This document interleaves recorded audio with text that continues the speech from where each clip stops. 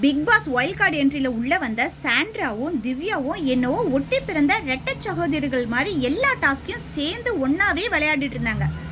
யாரையாவது புறம் பேசுறதாக இருந்தாலும் சண்டை போடுறதாக இருந்தாலும் அவங்களோட ஒத்துமை அதில் பார்க்கணுமே.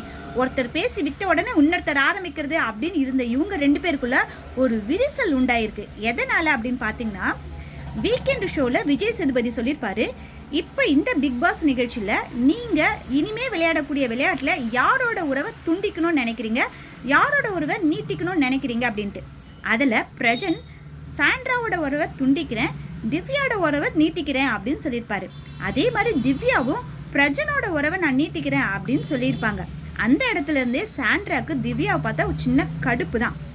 இப்போ சாண்ட்ரா ரொம்ப சோகமாக இருக்காங்களே அப்படின்னு சொல்லிட்டு, ஏங்கா இவ்வளோ சோகமாக இருக்கீங்க அப்படின்னு போய் திவ்யா கேட்டால் கூட அவங்க மேலே எரிஞ்சு விழுறாங்க. இதுவே அந்த இடத்துல வேற யாராவது இருந்திருந்தா திவ்யா பேசுகிற பேச்சே வேற மாதிரி இருந்திருக்கும். சாண்ட்ரா அப்படின்ற ஒரே காரணத்துக்காக அங்கேருந்து அவங்க வெளியே வந்துட்டாங்க.